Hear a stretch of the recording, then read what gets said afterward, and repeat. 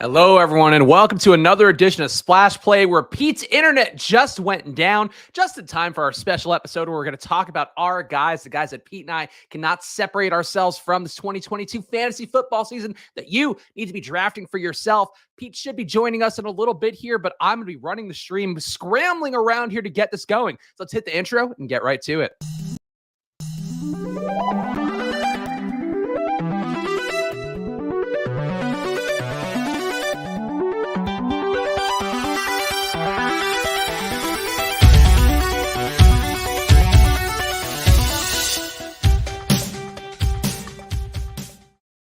Hello, everyone, and welcome to another edition of Splash Play, the fantasy football podcast for every game under the sun.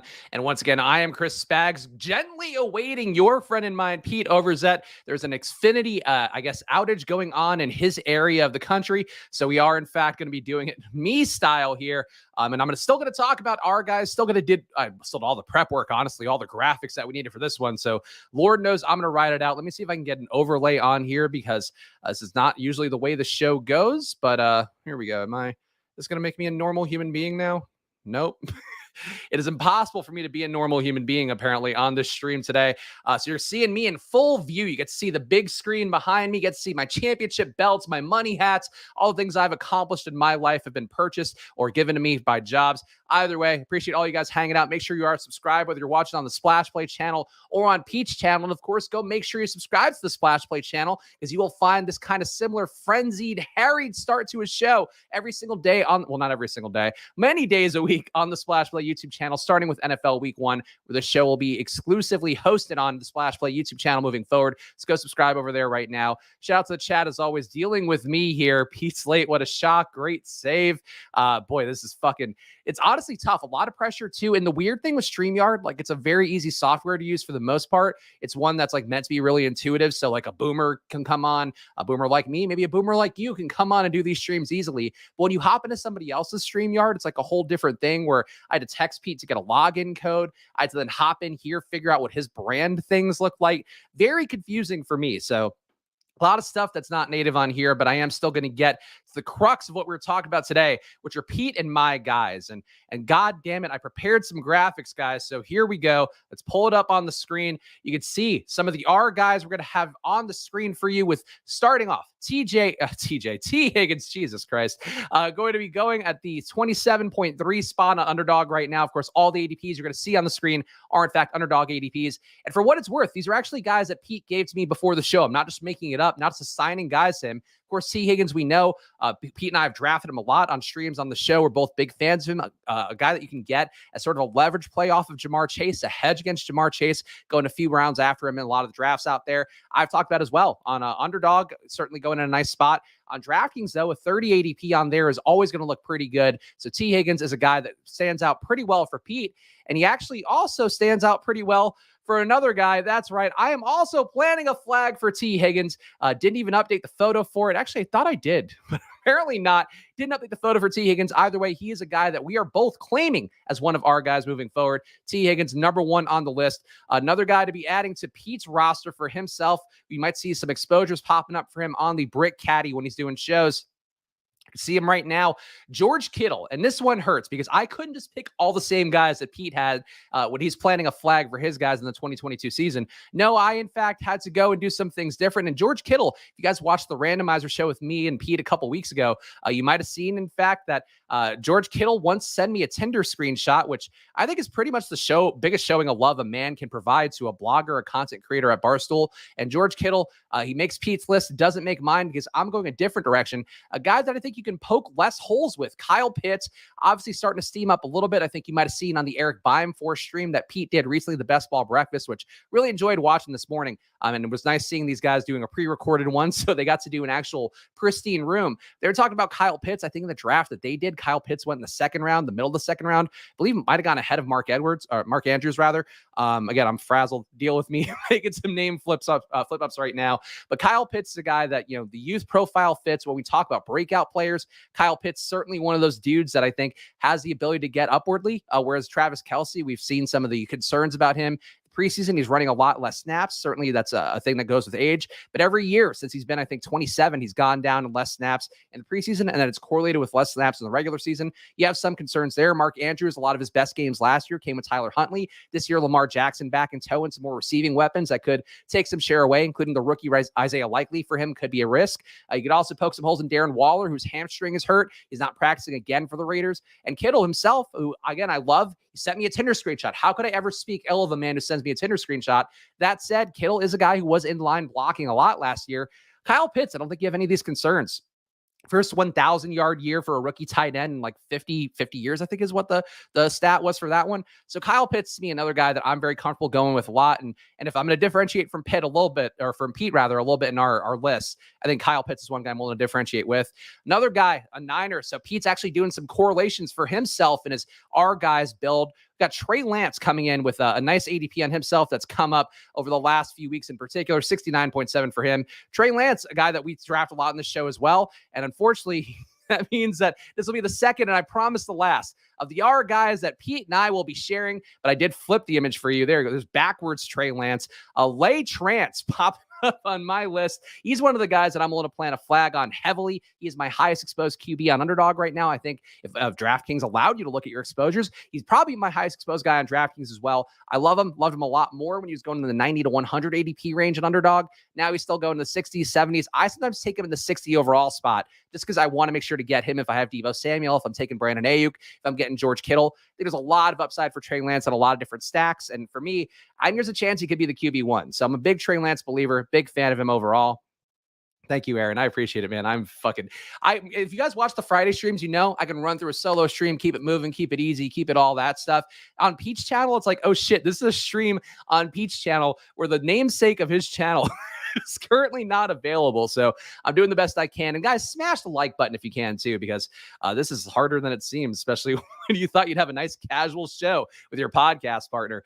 Pete's number 4, though, on the list, Rashad White. You can see he's got an ADP on the screen, out Underdog of 127.6. Guy that I also very comfortable going with. And it's weird because on this show, a lot of I think the appeal of splash play is that me and Pete go back and forth. And of course, you're seeing that classic banter right now, us sparring, throwing some jabs back and forth as I ramble on by myself here.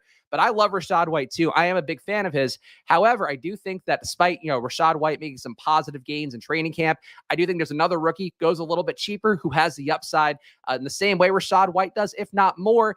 That is, in fact, Tyler Algier. So if you are playing your Tyler Algier bingo cards for me at home, cash in now, 149.6 ADP. I think people have got to be some scared money right now about Tyler Algier because he has not risen up in the preseason like a Rashad White has. Rashad White started with a 4-string, ended up playing basically the 1B running back in the last preseason game. Moving forward, it seems like he's going to have a real role.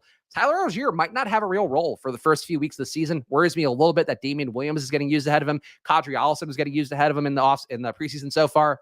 Cordell Patterson's still certainly a big weapon that I going to want to go to. That said, Tyler Algier, if we're playing for week 17, if we're playing for when there's $2 million up top on Underdog, I want to have Tyler Algier in the mix because I think there's a couple outs. Specifically, the team is good. Maybe he's the running back that actually helps them get there, helps bubble up over the course of the season. And if they're bad, they're going to give Tyler Algier some carries, see what he can do. Is it crazy for him to be a Rashad Penny at the end of the season? I don't think so. So that's why I'm willing to go his way and plant my flag once again for Tyler Algier. 2 Falcons on the list. So pray for me in my flag plants.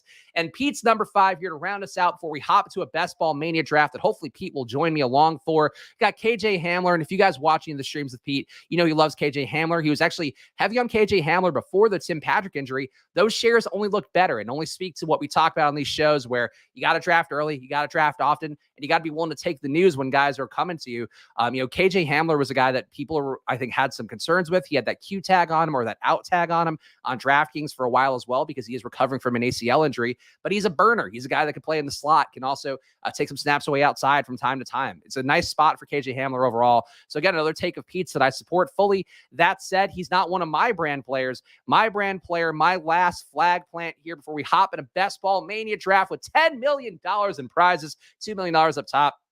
Number 5 for me is going to be Alec Pierce. A little bit cheaper than Hamler, an ADP of 166.6. He kind of looks like a devil child in the photo I chose for him, and I didn't realize I was connecting those dots mentally, but Alec Pierce is a dude that I think is a burner. I mean, you can look at the 40 times. He's a 4.4 guy. Actually might have clocked a little bit faster than that in the combine. A guy that also has had some positive camp reports, running some vertical seams, getting it with the first team. Another guy that people too in the preseason were like, oh, he's not running with the first team, I can't draft him. He's running with them now, and people still aren't bumping him up enough. I love Alec Pierce. I think he's got a lot of upside. I've talked, it's easy to look at him. He's a lanky white guy. Look, make your own Cooper Kupp comparisons if you want, but he is tall. He's a good route runner. He's a guy who's got the speed. He's also a guy that should benefit from a Colts offense that I think will rise overall, and will also hopefully siphon some stuff away from Jonathan Taylor, a guy that I'm not getting a lot of in my zero RB build. So Alec Pierce, my last flag plant here. Oh, can I breathe? I'm checking the chat here. GA saying the Algier bit needs to stop. People think you're serious. I am. That is one I am serious about. Again, he's my only $1,000 player right now on Underdog. He is a guy that I firmly believe in. And I think at this point, his ADP is getting even cheaper. If you want to hedge against what you could say is a minute chance of me being right, still draft Tyler Algier now because he's getting cheaper more than ever. My guy Bullock saying, Pierce David looks like a guy whose first name is Alec. I mean, yeah, it's a powerful name. To say it out loud at home. Play along with me at home. Alec Pierce. Alec Pierce. Alec Pierce. Alec Pierce with the 50-yard touchdown. Boom! Can you hear that on your Sundays on Red Zone? I think you can. Andrew Siciliano is going to be like, Alec Pierce, bet nobody had this guy in his fantasy team. And you're going to go, fuck you, Andrew Siciliano. We're a Scott Hansen household. We don't like you very much at all. Alec, don't call me Alex Pierce. Yeah, it's a tough one when you have a little bit of a verbal lilt like I do. Either way, Matthew, shout out to Matthew in the chat. Pierce is my number one exposure player. Feel the same, Spags. Thank you, Matthew. I appreciate it, and also appreciate all of you guys hanging out with me. And that means, you know what it is? It is, in fact, time to hop into a Best Ball Mania draft on Underdog Fantasy. Only going to do one today. Tomorrow on the Friday stream with just me. If you couldn't get enough of the surprise solo stream today, you get more tomorrow as I do an Underdog draft, a DraftKings draft, open up a few adult cocktails in between. And unlike Pete, who's much sharper about this lately with doing some pre-recorded shows, hopping into rooms sneakily, I'm going to give you guys a chance to play along with me on Underdog. And please use the promo code SPLASH over on Underdog to get yourself a deposit match up to $100. That is a promo code that is actually going to the show now. So don't tell anybody out there, but we're starting to build this business up, build this show up into something that hopefully is valuable for us. So please use that promo code SPLASH to get your deposit match up to $100 on Underdog. But it's time to hop in. 451,000 entrants. Looks like we're about 72% filled. So got to think it's going to fill over the next 2 weeks. But I am currently, I think, on my 122nd entry. Let's check that real fast before we hop in. I'm sure that room will fill immediately. 122 entries done. This will be lucky number 123. So if you are a fan of numerical things, you're going to get a numerical one today as we fill up this draft live on the screen. Whew, I should be able to draft on Pete's account, though. It's funny watching Pete's streams because, obviously Pete had the big win Underdog last year. Pete's numbers slowly going downwards in terms of his account balance as he's doing more big dog drafts, more gigantic Clifford the Big Red Dog drafts, whatever else they're doing on Underdog. So as those price points go up, our poor guy Pete is definitely suffering a little bit more for it. All right, we got how many badges do we got in here? We got Furiyama.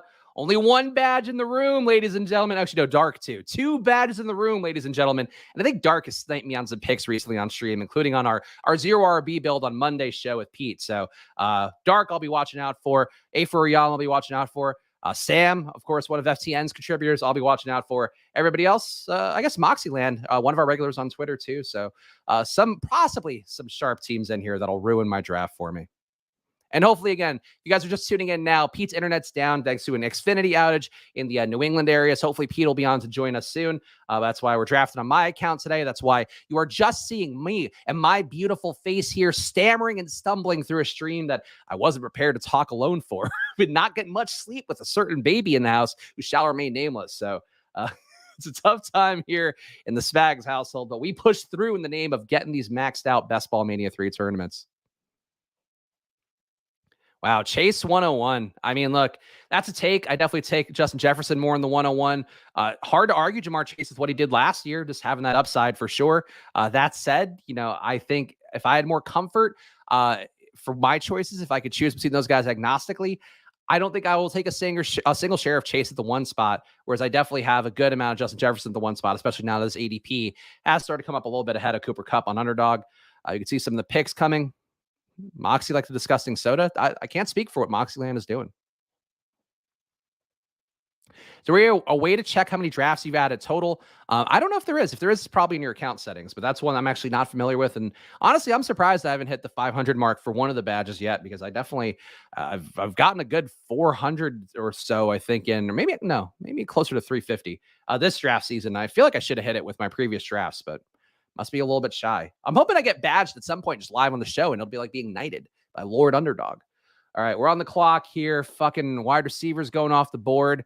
But if you watch my streams, you know, unlike Pete, I don't give a... Well, Eckler is actually a pretty nice value here. Fuck. Oh, God damn it, a running back? I've brought shame. I'm doing these streams here, and it's normally a show I get to do with Pete. I have the cover of Pete being like, "You got to take Austin Eckler here. It's too good of a discount." And now I have to be the Pete too and go, "Oh, it's too good of a discount, Spags. You got to take him here." So there we go. Austin Eckler. As you can see, I do not have a lot of Austin Eckler. I think it was at just under 4%. So 3.3%. You can see on the brick cut as well, the target of what you should be trying to own these guys at 7%. So you can see all the things you need to know about Austin Eckler and my grievous mistakes in drafting running backs. Oh, there we go. If I had my usual gifts, FF Doom, I would admit that I'm in fact an RB pig. Yes, I'm a fish with fraud. Oh, you guys are hurtful. You guys are... Oh, look at me. I'm too scared to not draft Austin Eckler. Oh, I think Austin Eckler could be RB1 this year. He catches passes. Oh, he just needs to get a little bit more red zone work, even though they drafted some big-bodied backs, have guys like Larry Roundtree there. But yeah, Austin Eckler, we love running backs. Woo! Ugh. You guys are right. I brought shame. I honestly feel ashamed to do this. Like, I'm happy that Pete's been able to get some 0 RB drafts on his streams, including with me lately. But I'll get back on track here. A little bit of something I call Debo Samuel. And now to be clear, I do think there are ways you can win with an anchor RB build. I'd prefer to get a running back more in the second round, third round if I could, if I'm going to go that way. But I do think this will be a case where we don't draft another running back until the 9th round. That's my goal, at least. But there's been enough studies out there, and I know our guy Dricker over at Rotoviz wrote a lot of articles about how people probably aren't taking enough running backs, how even in a build where you are taking running backs early, you probably still be getting to 5 or 6 running backs. So that's going to probably be the goal today, because I don't want to do hyper fragile. I'm not a hyper fragile build kind of guy. I am a hyper fragile guy emotionally, as we've talked about on the show. But in this situation, I think it'll be my goal to not draft another running back until about rounds 9, 10. Honestly, 11 would be great for me. There have been times lately where I've been doing drafts where I'm just not drafting a running back till the 10th round. And boy, does it feel fucking good. Spags, my Debo exposure is going to kill me. Yeah, I've heard this take lately, and I don't get it. And Debo's also definitely getting drafted highly because of the casuals. I love Debo. Like, I don't see how you can't love Debo. I think it's a mistake that people are like not as into Debo. From my perspective, I think Debo is a really strong receiver play. He had such a large share of that Niners offense last year. And even if Ayuk is good, they're still going to find ways to get Debo the ball in space. And he was so much better than everybody else in the league in terms of yards after catch above expected. Like, we have some numbers in Football Outsiders. I think there might be some on Next Gen stats too. But like, Debo was like fantastic last year. If you put the ball in his hands, use electricity. I don't think they're going to stop doing that after paying him more money. Like, that's just not how I think that goes. How should Pitts go is a good question, because Pitts has fallen a lot in drafts this entire season. And if you are like a lot of the people in our chat, me as well, of course, been drafting since we've been drafting since the Super Bowl, really getting serious though after the NFL draft. Like, Kyle Pitts was at one point going sometimes falling to 38, 39, 40. Now you'll see him go as he goes here, 25 spot. I love Pitts. Pitts is my highest exposed tight end. I'm very proud of the amount of Pitts exposure. And I made my case earlier, like, he's young. We like to get breakout players who are on the cusp of something great. A rookie tight end doing what he did last year, 1,000 yards, even with the one touchdown. One touchdown's going to get better. 1,000 yards could get substantially better. And if he looks like he looked in that preseason game against the Jets, like, he's a terrifying guy to have to cover. So you can continue to talk me into taking him more. But I do think I have like 20% Pitts, I believe. I'll check it in a second. For me, it's hard to draft him at like 20 if that's where he gets. If he gets to Mark Andrews range, I think you might not want to go there too crazy. Mad Sox making a good point that I know Pete has made as well. Don't think you can go wrong with anybody in the top 2 rounds. It's crafting your teams and positions and hitting on later guys / stacks that will determine your success. I think there are some landmines, and I certainly, as I've talked about enough on streams, believe heavily that you want to draft that wide receiver upside. You definitely, I think, don't want to draft Travis Kelsey and Mark Andrews like the guy in the 10 hole did. But that's still, a spot where I think you can get away with elite tight ends and multiple elite tight ends, but probably not those 2 elite tight ends. Cortland Sutton was a guy that I wanted to plant a flag for, but I looked at my exposure, and as you could see it again with this brick caddy, I do have, if it loads up, here we go, 15.6% exposure for Cortland Sutton. I think I have substantially more. I have 23% or 22.3% for T. Higgins, down to 22.1 now.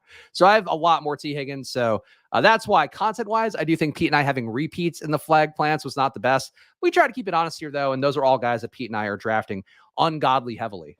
It makes me feel good, too, that he had guys like Rashad White, because, as we know, I love the Rashad Whites of the world now. DABK with a beautiful start. Oh, actually, I thought this guy was dark all along. So he's DABK, Jefferson, Javonte Williams, AJ Brown. I got a Jefferson Brown start this morning. I forget who was my third. With Pitts. I got Jefferson, Brown, and Pitts on Underdog and was like, yes, I'm very excited to get that team. And I think I reached a little for Pitts, though. Reached, I think, like 27 instead of 25. So a little savings for me. Either way, we're on the clock here. Maybe we get the Denver stack. Marquise Brown, I still don't mind. McLaurin, I don't know. I don't have enough Jerry Jeudy. And as you can see, my Ezekiel Elliott shares. The red is my exposure. The blue is the target exposure, according to Brick, and that's based on some of the experts he has pulling in ADPs. They have 5%. I've got a nary a share of Zeke in my Best Ball Mania exposure. So I apologize to our accountant Willis, who has beaten the drum of Zeke quite a bit. Yeah, sorry, Dark. DABK. It makes sense, though, because we see BK Muchacho. It all comes together now when you start to connect the names. But Dark Muchacho is what I'm calling you if you start fucking sniping my picks again. That's what I'm going to say. The Marquise Brown, DK versus UD discrepancy is massive. It's true of a lot of those guys, and it doesn't make sense on DraftKings. Of course, Underdog is a half-point PPR site, so you are rewarded more for touchdowns, rewarded more for yardage. DraftKings is a full-point PPR site. So Deontay Johnson being in the 50s for large portions of the offseason, I know he was holding out or semi-holding out, but him and Marquise Brown, like at least Brown, I think, it kind of makes sense why there'd be the PPR disparity, but you can get builds with like Brown and Deontay Johnson in the 50s. And I think those are both really solid on DraftKings. And part of why too, like I would say, you're doing yourself a disservice. We love Underdog here. Again, use that promo code SPLASH, please go fucking use it so I can go pay for baby formula, whatever other bullshit is coming down the pike. But I would say that from where I view things, like you should be drafted on DraftKings too. Like it's different drafts. You'll feel like you're building super teams. Ultimately, your super teams probably won't be as good as the other super teams on DraftKings that are going to have, like, somebody was DMing me yesterday. I think there's probably a team on DraftKings that has like Jefferson and Chase, or like Jefferson, Chase, and AJ Brown, or something fucking stupid like that. Because that's how people draft on DraftKings. So if you want to have like fun, not getting sniped on picks, like maybe getting sniped on your QBs because they don't fucking pay attention to correlation at all on DraftKings. Besides that, though, like draft on DraftKings, I think it's fun too. And it's a $5 milli maker on there as well. So a little bit cheaper if you're worried about that. Jordan saying elite QBs have such an edge. I very much agree with that. Elite QBs is a build that I enjoy deeply. I've taken a lot of double elite QB builds, and elite QBs, to be clear, I'm not saying necessarily Mahomes and Allen. I actually think it's not the best move to take a lot of Mahomes and Allen, especially together. You're giving up a lot of draft capital early on. But to me, to take a Lamar and like a Trey Lance is really exciting if you can get that somehow. Jalen Hurts and a Trey Lance, a Burrow Lance, like a lot easier to get Lance with these guys a couple months ago, and there's some uncertainty there. But I think elite QBs, elite tight ends. I did a lineup build, the one on the Spags solo streams on the Splash Play channel, where I went through the road of his roster construction explorer, and I would say check it out. I think it's like why I never draft running backs, and I went deep on it and showed the advantage that you get in the numbers in terms of like best ball data going back to 2015 for having one elite QB, a QB in the first 6 rounds, having one elite tight end, which is a tight end in the first 5 rounds, and I believe that strongly, and that's been how I've drafted this entire season. So I would support it deeply. Max Lensky saying, I'm addicted to seeing my name on the screen. Thank you, Max. I'm addicted to seeing your name on the screen too, because you always are kind enough to give us money. Even though your name is so cool and you're a regular, we'd read your chats anyway, but we appreciate it a bunch. And honestly appreciate all you guys hanging out with me, especially if you're watching on Pete's channel and you're like, where the fuck is this sweet boy Pete who looks so adorable on the full screen of ship chasing the other night? No, just me here. No Pete showing up. And if Pete's showing up, he's not showing up for another 10 minutes. So we might actually have the draft done by that point. But we are back on the clock here. Did not get an elite tight end, which sucks. I still feel kind of thin at receiver, honestly. No great correlations right now. Well, yeah, it screams maybe a backdoor Drew Lock stack. No Pete here. Why not? Let's go crazy, guys. DK Metcalf stacked up with Drew Lock. Maybe I'll get some Lockett. Maybe I'll get some Fant. Who knows? Who knows? But we're live now for the Drew Lock stack, which I'm sure we've all desperately been waiting for.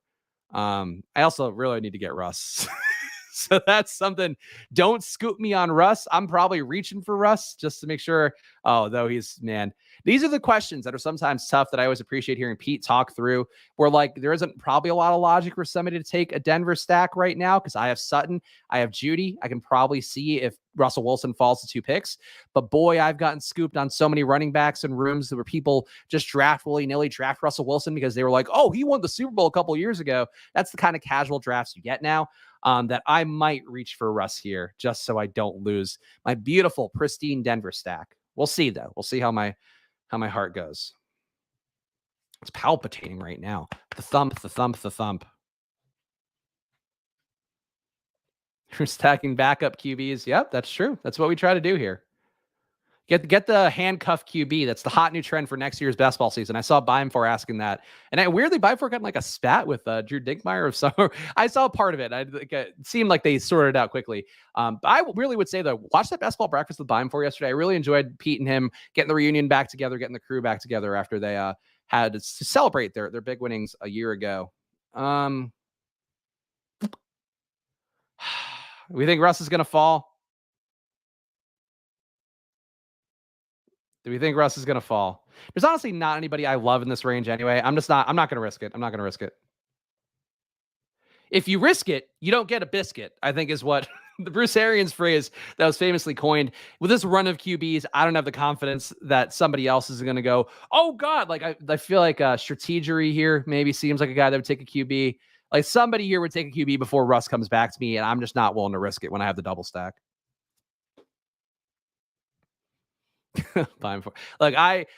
Like all the guys, like honestly, this is why I can't keep up on Twitter is like, I just don't have the wherewithal to just be tweeting out takes like left and right. Like, I just don't care. Like, please watch the streams. Like, I hope you guys enjoy the content that I do. Hope you enjoy the stuff that Pete's and I do, especially because I'm happy to keep riding those coattails until they fall off.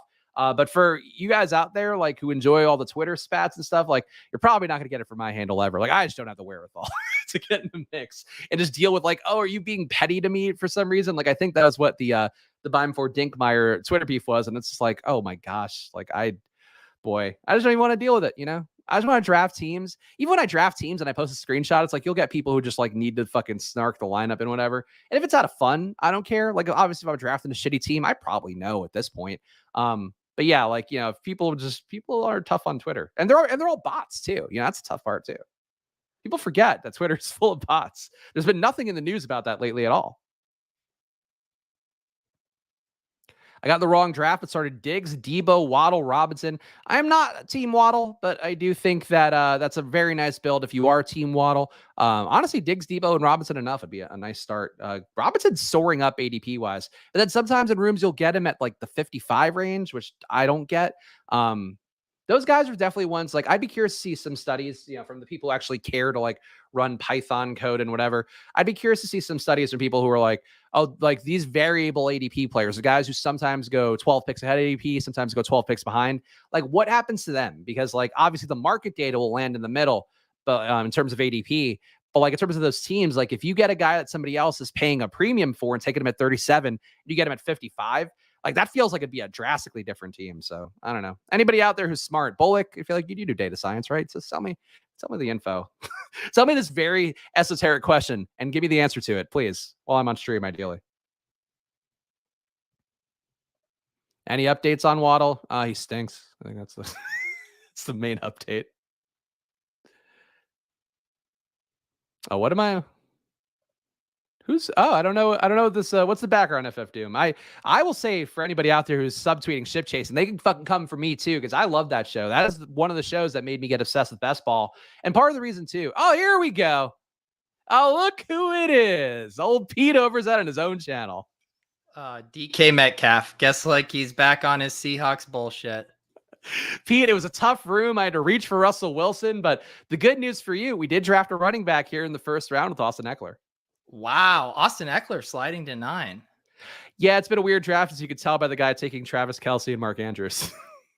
Dude, these drafts have been wild. The one I did with Bime for last night, Goddard went in the second round. I did my late night draft last night. I got Jamar Chase at 7, which looks like happened here as well. So it's funky season. It is funky season. So update the people here. Of course, I covered for you. I told them all the lies as Pete was out literally burying a body in his backyard. It's a whole thing. Mm-hmm. But tell the people how much joy you're going through with your move and everything in your life.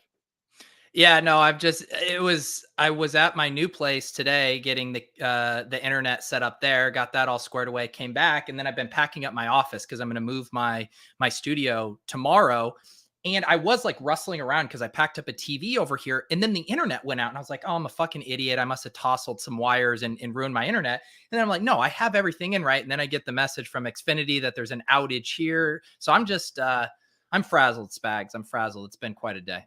Well, you're frazzled. We're on the clock. I think we took the running back early, so I don't think we take another. We don't have any logical correlations. So, actually, you know what? We have Hunter Renfrow. Wait, oh no, get Renfrow. Oh, we got Olave. Olave's ADP has come up a lot, and I don't love that.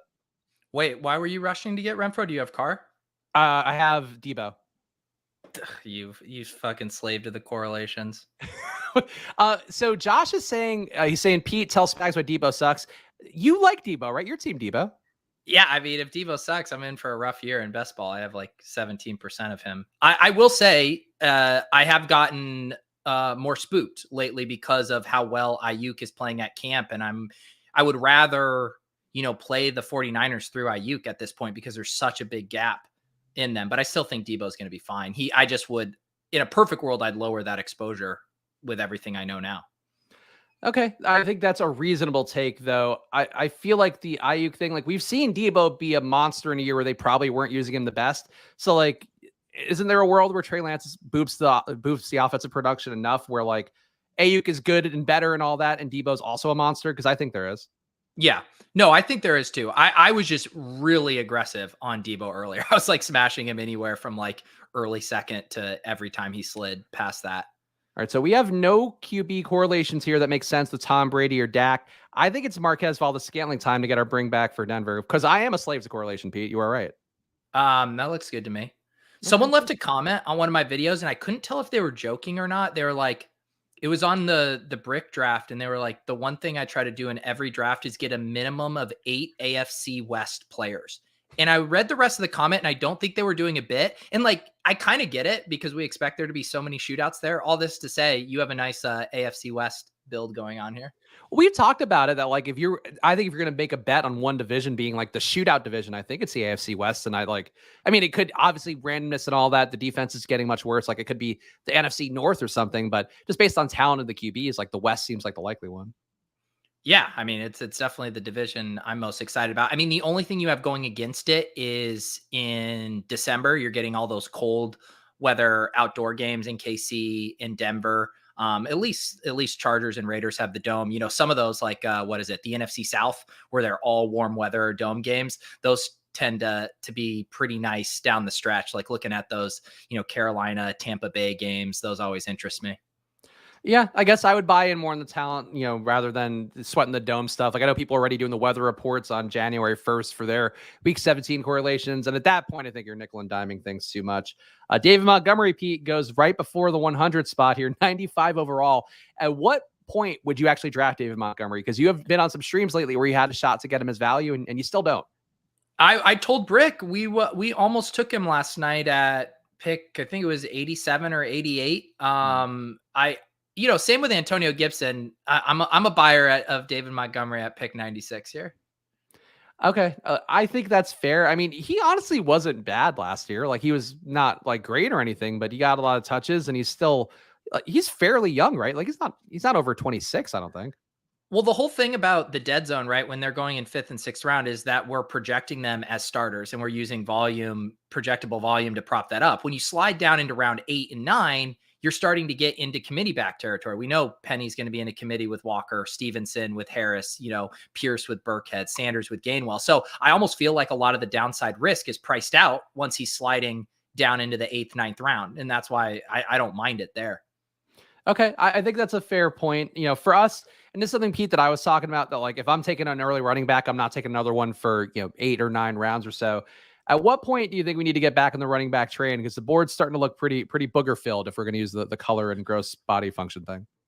Well, I think this looks like a sweet spot here. I mean, for these running backs, and also you could get Okay, sorry, I got confused with the Las Vegas thing. You still don't have anything with Carr.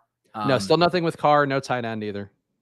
I normally too will, in this spot where I don't have a tight end, I'll grab Knox. I still think he has kind of monster upside weeks 15 through 17 attached to Josh Allen. Or I kind of make the decision, I'm just going to go for a 3-punt build. All right. I don't like doing 3, so I'll take Knox. I do think there's a cutoff point now. Like pretty much Knox, Ertz, I feel like is about the cutoff point for guys that feel like they haven't even a chance to be a tight end one, unless you're a big Cole Kmet guy. And there are a lot of big Cole Kmet guys out there. Hang on, get Josh's chat up. I want to make some money off of him. Can I get a Demont versus Debo fantasy points bet? What would it take, Pete? Whatever you name your price, Josh. Even money, I'll take Debo versus David Montgomery, half point PPR scoring on Underdog for the year. Do you get an out for injury? Because I feel like that's the one out. Yeah, we can do something like a minimum games played if you want, but I will happily take that bet. Yeah, I don't see how it would be possible, especially Debo's not doing kick returns, Pete. David Montgomery, one of the lucky running backs to be indoctrinated to the special teams by his new coach. Yeah, I mean, Antonio Gibson, did he finally go, or is he still on the board? Let's see. He is still on the board. Yeah, I mean, I'm good with Gibson at these prices. I think I took him at 111 in a draft the other day. I mean, that's where I'm perfectly okay with it here as your second running back. Okay. Honestly, if we're going on pure upside, like for week 17, Pete, knowing what we know of Gibson, knowing what we know of, let's say, James Cook, like, do you really think Gibson has more week 17 upside than Cook? I think there's different propositions. Gibson does go there, so it doesn't matter. I just, the range of outcomes is so much wider on what Cook could be. Cook could essentially have a redshirt year, or he could be this year, he could be a version of Alvin Kamara in that offense. So like the outcomes are so wide. Whereas with Gibson, I kind of feel like it's going to be a bumpy road, but he's going to have a few big games because he's capable of ripping off big plays. All right. Well, between Cook and Harris, who would you take? James Cook. Okay, there we go. But I don't think Harris is bad there. We took him, I think, at pick 120 last night in the Bime 4 draft. And then Josh Norris was in the comments on our shift chasing stream last night, yelling at us to take David Harris, so we took Rashad White instead on FFPC. I think you made the right move. I think that's the one thing that Josh is not doing in the chat right now. He wants something far more valuable than money. Pete, do you feel like you're being flirted with? Yeah, I just don't really like the tone. It has such a sensual overtone to it. Far more valuable than money. As he's sitting there sipping a cognac and swirling it in a chair. Yeah. Oh my God. Yeah. Josh, I'm not exchanging nip slips on this bet. Okay. I mean, I need the cold hard cash. How do you think Lauren would feel about naming your child, as Paul's suggesting here for Josh, perhaps Julia Jones over Zed? Yeah, Julia, that would be. I don't think Lauren would sign off on that. Her senora, when we studied abroad in Spain, was named Julia, and I think that would trigger her. Oh, you just know too that she'd overpronounce it every time, I have to assume. Exactly. Julia. Every single vowel in that one is getting 10 seconds of airtime. Cook higher ADP than Singletary.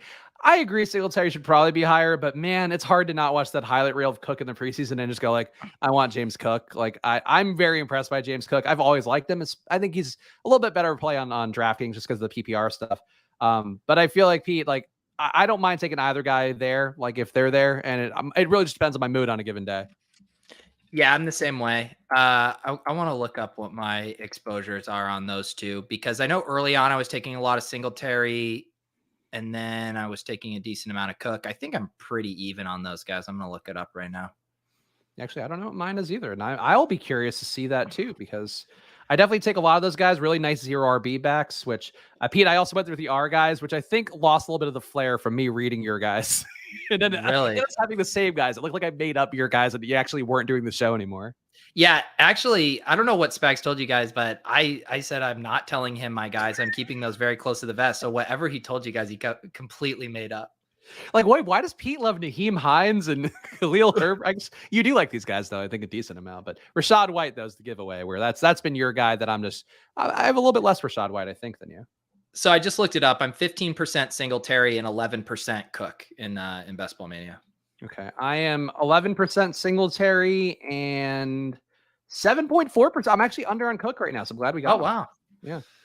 You actually hate him. You're fading Cook. I got a lot of him on DraftKings, Pete. That's the one defense I have for myself. And I don't know what the exposures are on there. I love how I have him on DraftKings is the new, like, oh, I played him in cash. You know, when the guy goes off and he's not in your GPP line. Oh, I had him in my cash lineup. All right, so we got a lot of running backs here. Feels like we can scoop our second guy. Walker, Henderson, Brian Robinson, Rashad White, Hines, all of our favorites. I mean, this is the sweet spot for running backs here. I'm going to take Walker. Yeah. Just, in case I don't go Drew Lock. Yeah, I think Henderson or Walker was the pick there. Because there's a chance. What, you're at 11-9, right? Yeah, there's a chance you might be able to catch Gainwell, Rashad coming back. Yeah, I'm a little worried about QB because like Tua is gone very early. For some reason, QBs are flying off the board, so it feels like we're going to have to go a little bit more narrow at QB than I would normally. Let me see your other wide receivers. Jameis in play. Oh yeah, Jameis is in play. Yeah, and Jameis apparently wants to play this Friday, so he should be pretty close to good for the actual regular season. Well, J Mike asking, did you have any context you want to add to your guys players? What was there anything controversial? What I forget even who I told. No, it was more that. So I also had T Higgins. I also had Trey Lance on mine. So like we had a couple duplicates there. Though I did remember to flip the image for Trey Lance, so it looked like he's a completely different guy. But then I had to round up my list, I had Tyler Algier, of course, as the pivot to your Rashad White. I had Alec Pierce as the pivot to your KJ Hamler. And I had Kyle Pitts over Kittle. But like, honestly, I like Kittle would be my guy, but I felt like I had to differentiate from you somewhere. I love how you say pivot. You really wanted to say leverage off of your thing just for our guys. I got to make a big leverage play. Hey, you had correlations. You had stacks in yours. Yeah, exactly. The one thing I would say, J Mike, about mine with Hamler's one of the few guys that have, really risen in ADP that I'm still continually drafting. I have some pretty big sticker shock on George Pickens. Some of those guys, even Dubs, I haven't been taking a lot, but Hamler still at 150 to me seems like a value. He's been back at practice looking good. So I'm still very hyped on Hamler. Gainwell, I have enough Madison. I feel like this is a Gainwell spot unless a tight end is worth it, but yeah, I don't want to do Gainwell. Yeah. I'd rather take Dulcich late than a Kawhi now personally. Yeah, and I just think at this point, with how much fear there is in the streets for Alberto, and I think rightfully so, I think you got to be getting him at discounts. I don't think you want to be taking Alberto at ADP right now while the ADP is still kind of in a free fall. You can see my ADPs where I'm drafting these guys, and my 4% of Alberto is at 141.4. So I've got him at the dip, and if I get him more, it'll be cheaper than that for sure. Yeah. Oh man, any good ones on the ADP things wasn't working for me the other day, so I'm like actually curious to see where these are. Because like I think it was like flipped with like what the regular underdog ADPs are, but now this is where I'm drafting guys. No huge values. I guess Pacheco, getting him at 191 was a nice value. That is nice. But not a lot of them. Not a lot of them. Yeah, I need to pull up and see my average because I'm at 11% Pickens, and I don't think I've taken him once since he's moved up past like pick 150. Yeah, I'm also down. Pickens, like I saw he went on like in 98, I think that was one of the drafts because I watched your ones with Brick and Bime for before the show. And was actually talking it up too. Like I think the best ball breakfast that Bime for was really good because you were not doing it live, so you weren't having to have the room be ruined. But I just enjoyed you guys talking about that one because I realized like that lineup you guys had was part of what really radicalized me with the 0 RB stuff because I had Madison too and was like, wait a minute, like what connects the dots here? So I think that was a really instructive stream you did with Bime for, and I hope you guys do well again, if not as well as our teams that we've drafted on this show.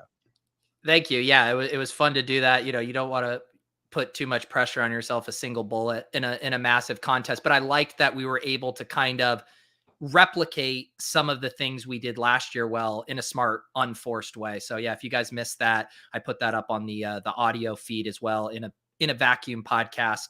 And yeah, we also just talked at the top kind of about the current landscape and some thoughts we have heading into these final couple weeks of drafts. Yeah, I thought it was a really good show. And obviously, you know, we love the Spike Week guys and Buying For and the work he's doing as well. So check him out and check out that stream. I think it was a really enjoyable watch for me. And two, like, I think your guys' breakdown of the lineup, like, there's a lot of things I think we've talked about in the show that just looking at your lineup and seeing what it is, where there's like all upside receivers. A lot of these guys that you drafted also ended up being like Devontae Adams, CeeDee Lamb. These guys are first rounders this year. Like a lot of things we talked about, I feel like perfectly aligned with how you guys did, even though you didn't win it all, which would have been the greatest story of all, I'm sure. Yeah. Dylan, Pete, can I get Montgomery over Debo? And if I win, you have to do my work draft with me next year. What do I win? I mean, we got to actually have an other side of this bet before you want me to negative free roll you on this? I mean, come on, Dylan. Neil, of course, one of our actual millionaires in the chat who's doing a great job over at Stochastic, asking, how are we feeling about Pacheco in the 13th round? Saw Liam take him around there recently too. I feel like if you're dying to get exposure, Pete, I don't mind it, but we talked about it on the Monday show. I'd rather take a stab at McKinnon at this point and hope he gets the pass game work. Yeah. Yeah, I mean, we did take him in that stream last night. We took him at pick 152, which I could stomach there because to me, I've always said, like, after, pick 150, it's just the fucking Wild West on there. I mean, you're in that, Tyrion Davis price range, whatever. But yeah, normally he's not slipping that far. All right, so a good RB spot, decent way to get a tight end too if we want to. Sure you don't want to boost your Khalil Herbert exposure up to 25%? I'll take you're gonna Hancock? No. Wait, I forgot that I'm so used to not having him. Oh fuck. Oh well, I guess it's the Kenny Golladay draft. Oh no. Well, I mean, there's no correlations to get with Golladay. Oh, actually, there's one. You get Alec Pierce late, maybe. No. There you go. Oh, Alec Pierce getting steamed up, perhaps by this stream. Yeah. I don't. Have we even talked about Alec Pierce that much? I have talked about Alec Pierce. You can't deny that.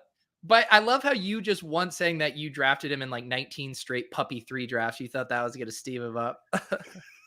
He was one of my guys. He was the 5th guy. Okay, yeah. Your guy. All right. You saw the ADP I have on Pierce, Pete. I have a 177 ADP on him, so people can see that the discount I've gotten at a pretty good clip of exposure. Talk through the Kenny Golladay decision other than being a panic selection, so you didn't take 2 Chargers backs. So here's the thing, Pete. The way that I could justify it is that Kenny Golladay is a player that people are very down on. His ADP has fallen quite a bit. And if we could have gotten Alec Pierce, it would have made a lot of sense. But, now I'm perhaps less so. So, yeah, what is did Jameis, I assume, went? Did we miss that one? Yep, Jameis. Yeah. Jameis snuck by us. But you now have opened up. I'd probably not risk it with Daniel Jones, honestly, at this point. But or you could. I still think this tight end tier is a little flat. I don't know. I mean, we could wait a little, get Noah Fant, and then there's some logical candidates that come up. Jesus. Should I take Khalil Herbert now? This is. Oh wait, we could get our Vegas bring back Zamir White. Done. I would have sat on running back there, grab Daniel Jones, come back, grab that tight end in that sweet spot, and then circle back to running back. But it's just me. I mean, in some respects, Pete, I think mentally I've already made the bet on Drew Lock. So that's where we are. You show up late, your internet's down, you're moving. It's the only time I can profit off of it by getting a Drew Lock share. I mean, no, basically my internet actually never went out. I'm just trying to get creative with not having to draft BBM3 teams on my account with you. I think the important thing is you're getting some shares of Drew Lock through me, and I'll happily look. Could you imagine if I had to cut you a check from my account because Drew Lock won us $2 million? I would actually make you show up at my door like it would have the big clearinghouse checks or from those national contests, and film you bringing me my $1 million check. And hopefully, like Drew Lock would get in with a bit, or at least his girlfriend would, and she'd come. We go door to door to you. I no joke think if you won on your account with the team we drafted that you would be like a legit 5% flight risk, like all bits aside.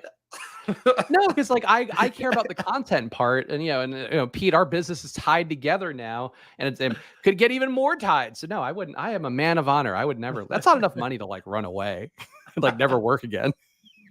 $2 million would take you a long way in Puerto Rico. Not with the Pete, as you're gonna find out. Not with a baby, and not with not with a wife. Oh, I know that they're the ones also getting left behind with me. Like, look, Luca, you're adorable. Alex, it's been a great run. Unfortunately, there's only so many chances he gets. Flee to the Cayman Islands.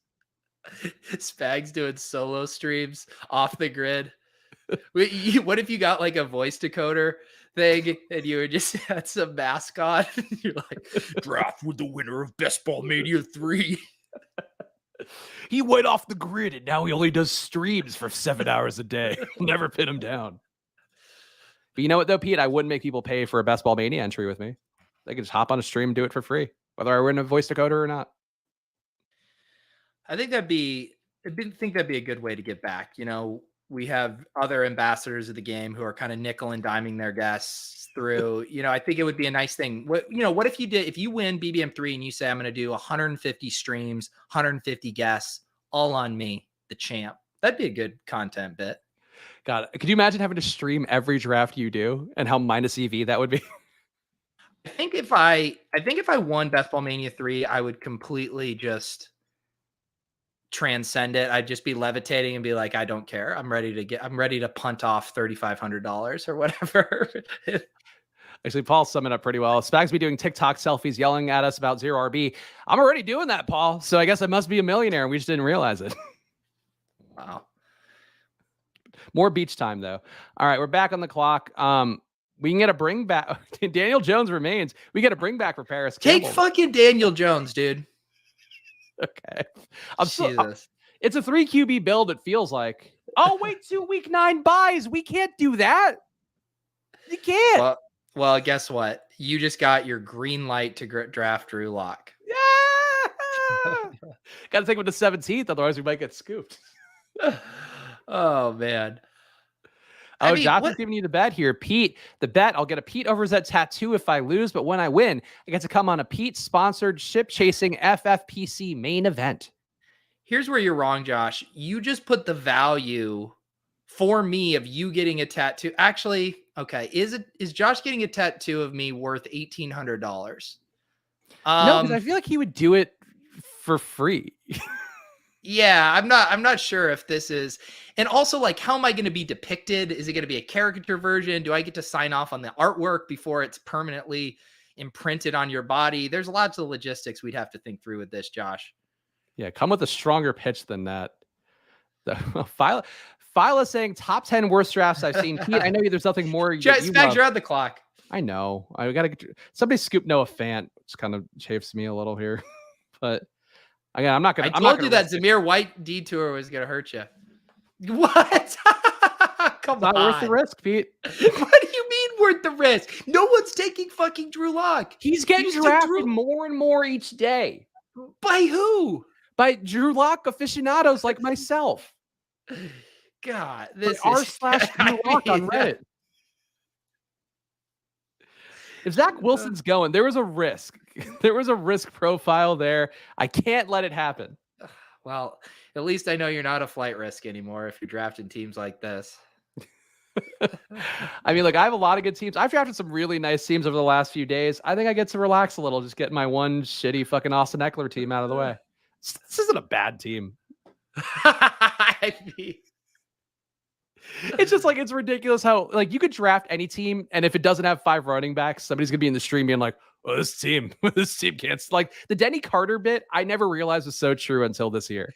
Spags, no one watching this and hanging out in the comments is worried about having thin running backs. We're all offended by not prioritizing tight end when there was that pocket of the draft and then grabbing Drew Lock that early. That's what we're all upset about.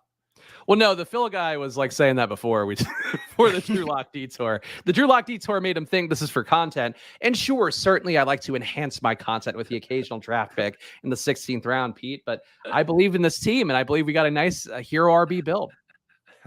Yeah. I just want you to know if if Xfinity didn't come through in the clutch, you would have handcuffed Austin Eckler with Isaiah Spiller. I absolutely would have. I'm so used to like not having a running back in the first round. I'm like, oh, so Isaiah Spiller's falling. Like, this is a great value. So Yeah. it's a mistake. I can admit that. Also, honestly, okay, if Isaiah Likely's going in the 15th, I think Drew Lock could go in the 16th.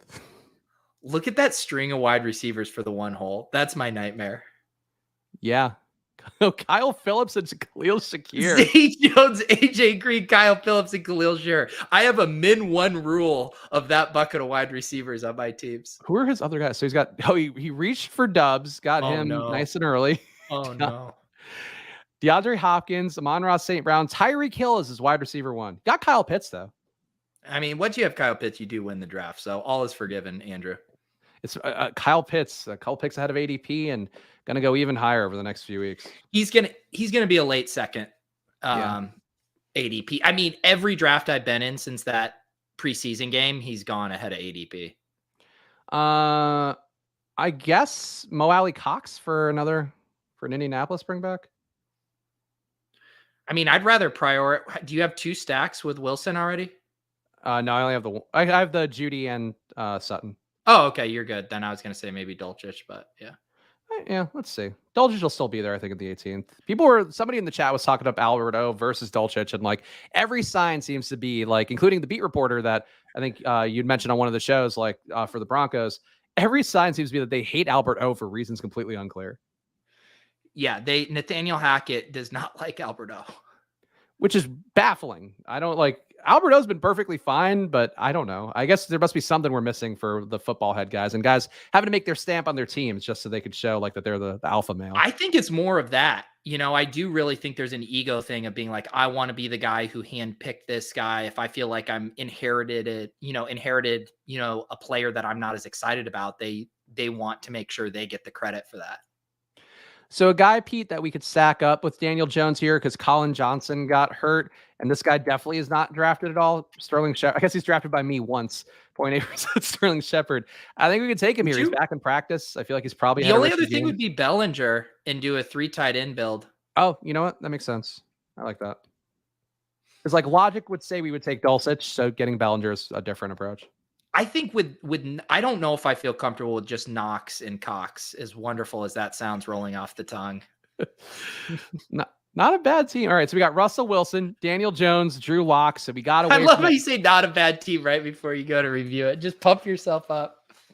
Austin Eckler, of course, a hero running back build. James Cook got him at a nice value. Kenneth Walker, a huge value. Kenneth Gainwell, a huge value. Zamir White, not a value, but he's pretty valuable to me. Debo Samuel, Cortland Sutton, Jerry Jeudy, DK Metcalf, Chris Olave, Marquez Valdes-Scantling, Kenny Galladay closes out at receiver. Dawson Knox, Mo Alley Cox, and Daniel Bellinger. Can't say this one isn't unique, Pete. 3-5-7-3. You know what I'll say, Spags?